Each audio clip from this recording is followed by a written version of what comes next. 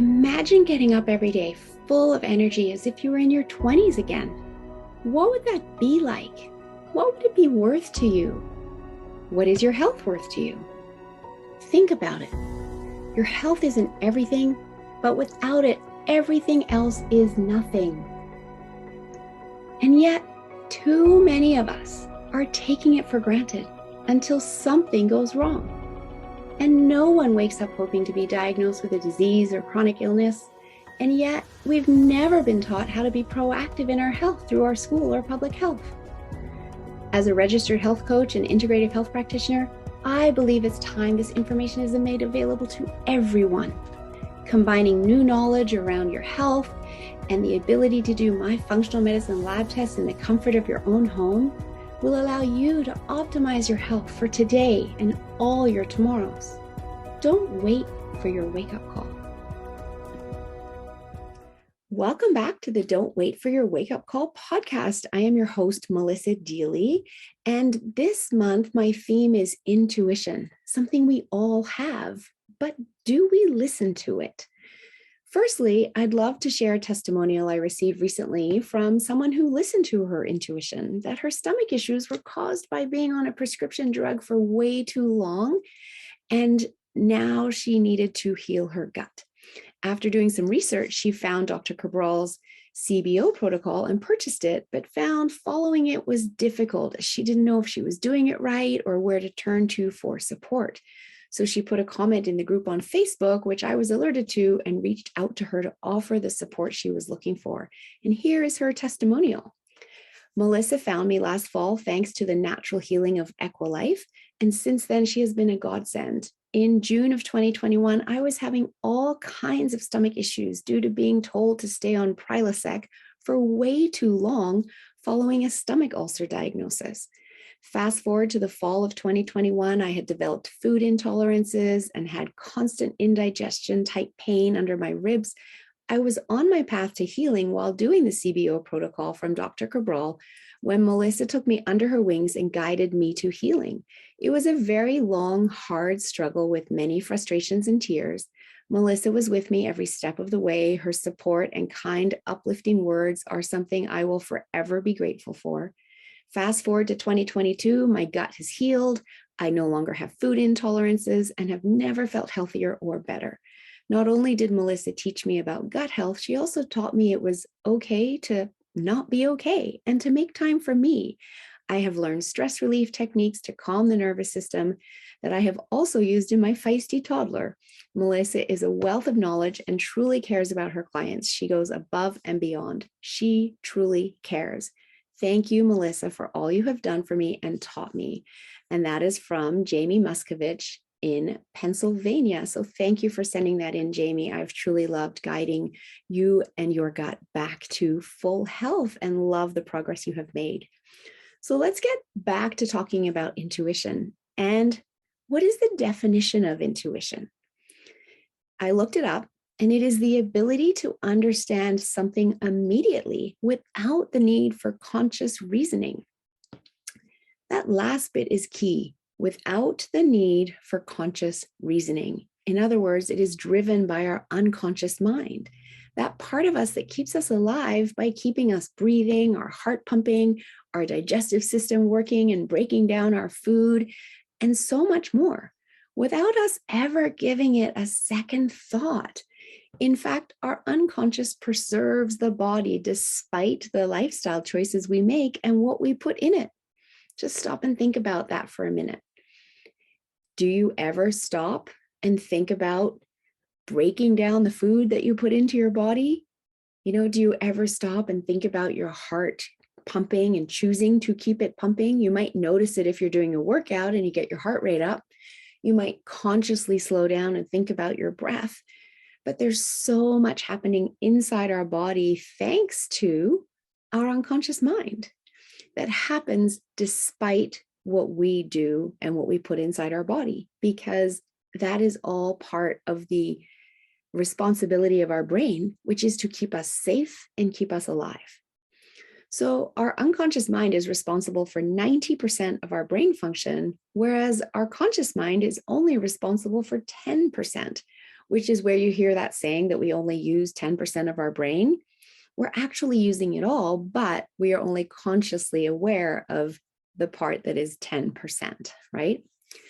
But we can tap into the other 90%. And one way of doing that is to learn to tap into your intuition.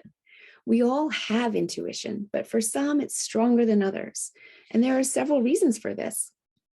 Those people who have a stronger intuition are open to listening to their intuition.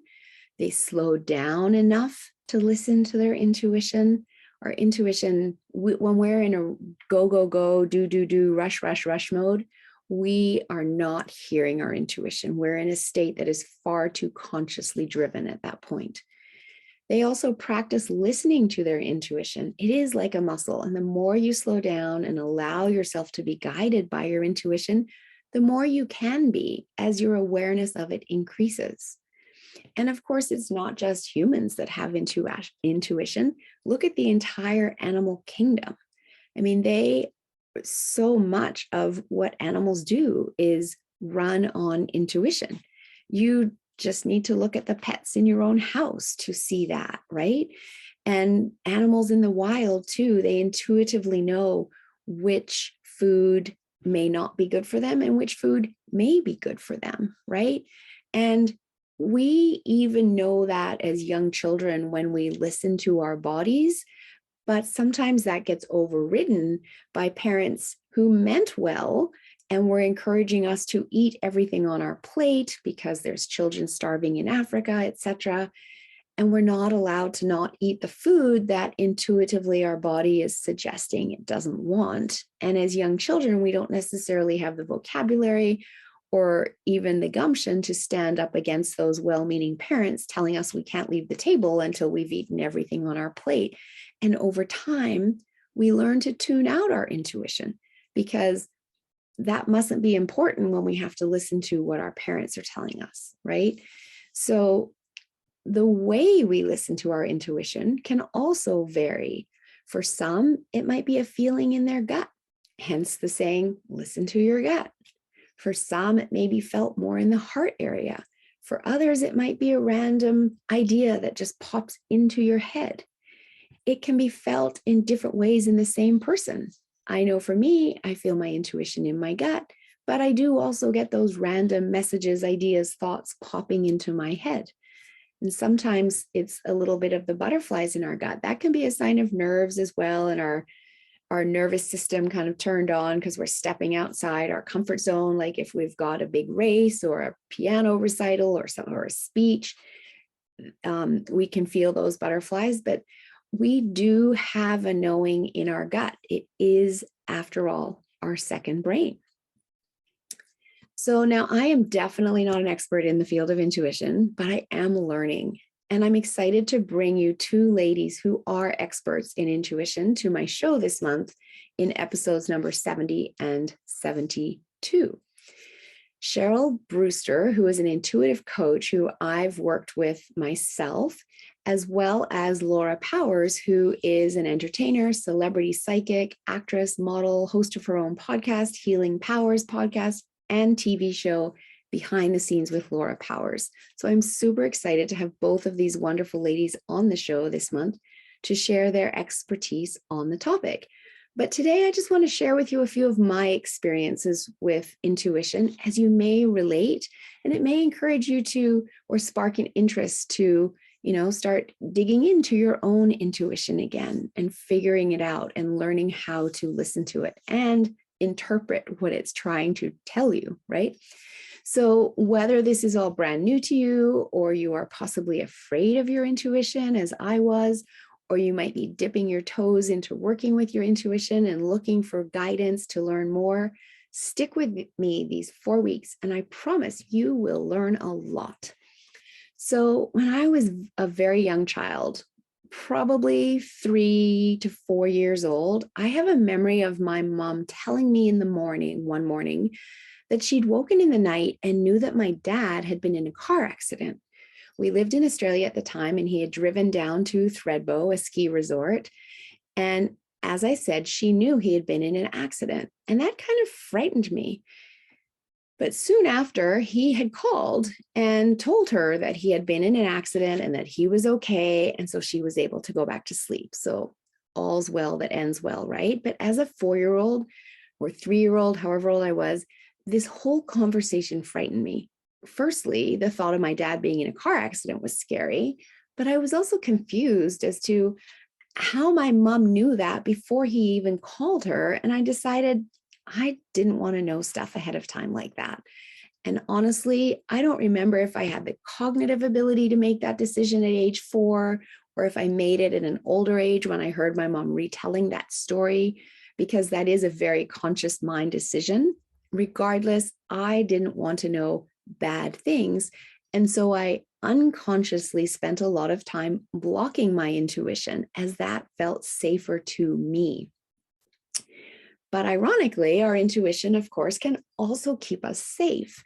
And another event occurred when I was 4 that I remember clear as day. And we do tend to remember traumatic incidents that occurred before age 6, even though we don't remember a lot of what happened in our life before age 6. Our unconscious mind remembers all of it, but our conscious mind doesn't remember it. But this was traumatic, and that is why I remember this particular event so well. I was baking in the kitchen with my mom, and her intuition kicked in. She told me to run to check to see if my 2-year-old brother was with my dad, who was in the garage. I ran to the garage, and he did not have my brother. So I ran back and reported to mom that my brother was not with dad.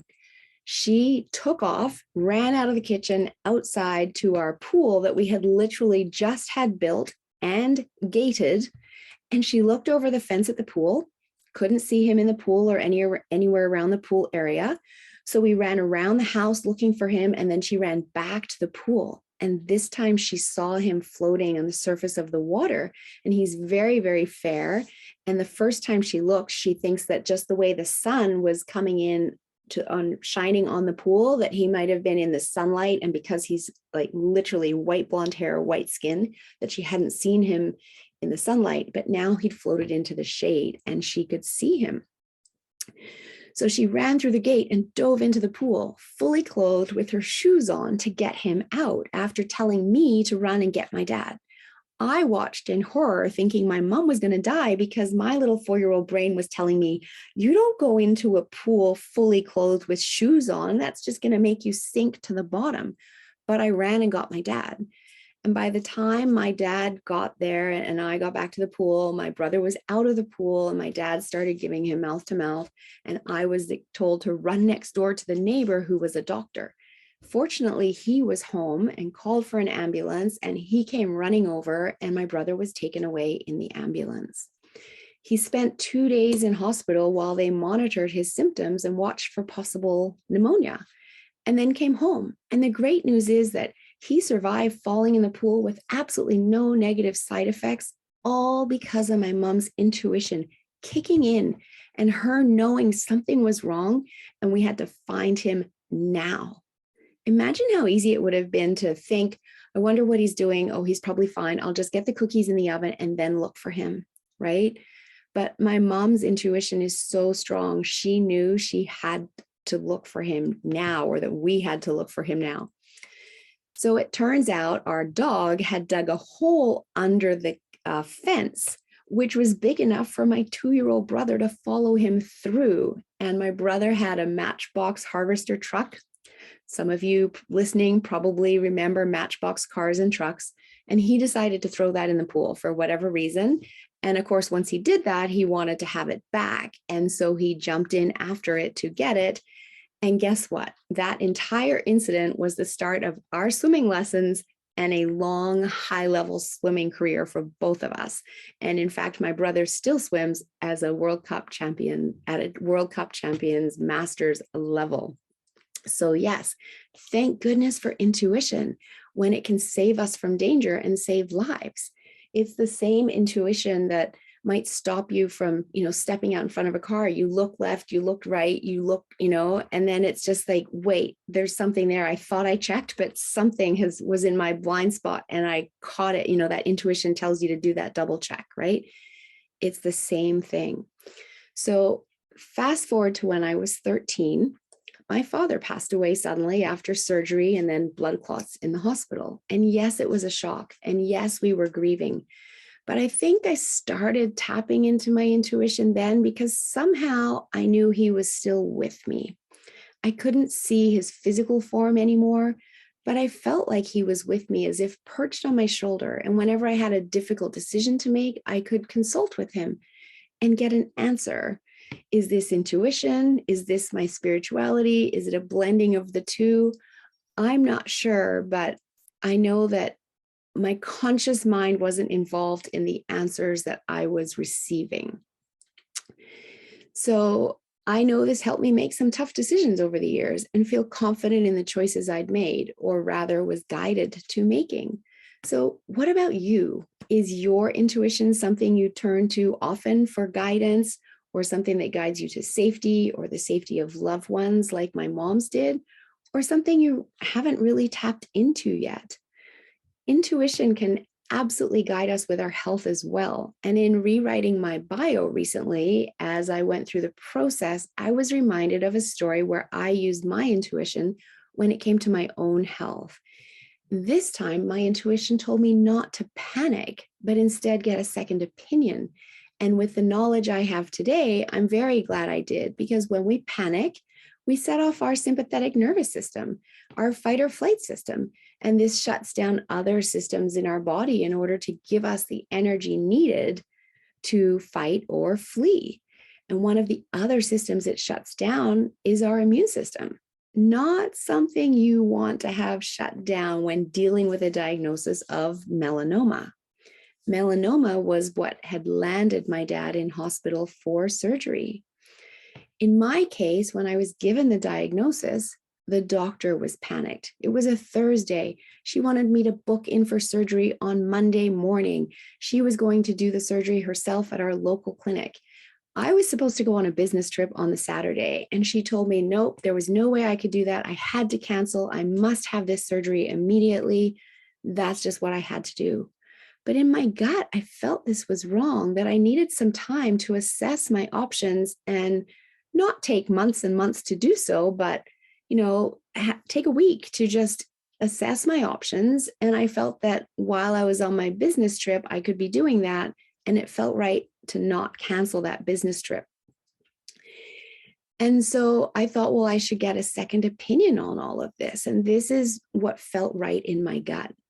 And so I didn't book that surgery. And even the people in the clinic at the front desk were telling me, no, you're wrong. You have to do this. We've got to get you booked in. It's very, very urgent. So I was feeling very pressured, but I listened to my gut. And I came home, and what I did is I called the doctor, the skin cancer specialist, who was the one who had actually taken the biopsy of the mole that had now come back as melanoma. And he called me back later that evening, and I was able to ask him if he felt I needed to immediately have surgery on Monday morning, or would it be okay if I go on my business trip and have surgery when I'm back? And he replied with something I hadn't even thought of. He said, this will be a very large incision to ensure we get it all. It needs to be done by a plastic surgeon, not your family doctor. I will submit a referral for you. And you will be close to the top of the list, because we do take melanoma seriously and we do want to get it out, that mole out of you very quickly, but it's not going to happen for a couple of weeks. So go on your business trip. We'll get your surgery date booked and you'll have the surgery once you're back. And so my intuition had told me that option one of immediate surgery by my family doctor wasn't the right path. And that made me seek out a second opinion, which gave me an option that simply made much more sense to me and allowed me to stay out of panic mode and not weaken my immune system. And the great news is that the melanoma was fully excised, and it's been 9 years, and I've embarked on a path of health and wellness ever since, including detoxing, which helps ensure that I haven't had any further health problems since that time. When I teach my health kickstart and detox program to others, because as humans, when we find something that works and is highly effective, we want to share it with others, right? So that wasn't the immediate start of my health journey, but over, the next few years, I was definitely guided into this. But I did start detoxing after my melanoma because I really wanted to ensure that cancer wasn't coming back. And so now when I teach my Health Kickstart and Detox program, one of the greatest benefits my students talk about is the new awareness they have around how their body feels in relation to the food they're putting into their body, their sleep, their exercise, as they learn how to tune into their body. And in this process, they are tapping into their intuition too, working as one with their body instead of just being in their conscious mind and ignoring symptoms and intuition that can come with those symptoms, suggesting you should take action steps to reverse the imbalances causing those symptoms, right? How often do we ignore symptoms, which again is another way of our body talking to us? And we simply ignore them because we're in that go, go, go, rush, rush, rush mode, and we're not tapping in and listening to our body. So as you can see, I've learned to listen to my intuition. And as I said, I'm no expert, so it's still definitely a work in progress. But this is such powerful information that you can learn from your body when you allow yourself to be guided by your intuition. Even the signal of being full so that you aren't overeating, even if your plate isn't empty, can be considered intuition. It is the result of hormones sending the signal. But when you understand the message without any conscious thought, it is also intuition, right? If we wolf our entire meal down because we're really hungry, our body doesn't have time to release our satiety hormone and give that signal. And if we're rushing through, we're not listening for it anyway, right? When we slow down and we give our body a chance, our body will talk to us, and you can then take the appropriate action. So I did learn something a few years ago, because remember I said that I was afraid of my intuition. More, I was afraid of my mom's intuition, and she's highly intuitive. And it just frightened me. How does she know all this stuff? But I learned that you can also ask that your intuition be sharing with you what you need to know and not sharing with you, the negative or the scary things, right? And so that's how I felt safe to start tapping into my intuition and using it, which is what I've been, developing that myself, because as I said, it's a muscle. You have to strengthen it. So I am literally just touching the surface here on the topic of intuition as I share my stories. And I hope that, you relate to one of the stories, or it sparked an interest maybe in working with your own intuition at a deeper level, so that you can be more guided in whatever it is that you're doing, instead of just, trying to figure it all out on your own and pushing through in your conscious mind. When we're guided, we know that we're actually on the right path, right? And so please join me again next week when I have Cheryl Brewster on the show, and we'll be diving in and talking about the ABCs of intuition. And she is a real expert in this topic. Her business is called The Intuitive Life. So until then, have a great week. Start thinking about your intuition, getting, dipping your toe in, coming back to your intuition if it's something that maybe you worked with before and you've kind of moved away from. I know when I was in the corporate world for many years, it wasn't something that we ever talked about, thought about, and I felt like it was kind of pushed out of me. And ever since getting out of the corporate world is when I've been coming back to that intuition and using it. And maybe you relate to that as well. It's something you've used before, let go of, and now you're coming back to. So join me next week. Have a wonderful week in between. And thank you for listening to the Don't Wait for Your Wake Up Call podcast. If you're enjoying my content and someone that wants to step into being proactive in your health and learning more, I would love to invite you to join my membership community. There's a link in the show notes. For only $19.99 a month, you get access to all of my content, and there's a lot, as well as weekly calls that you can come and get your health questions answered. It's truly priceless. I'd love to see you join the community. Check out the link in the show notes.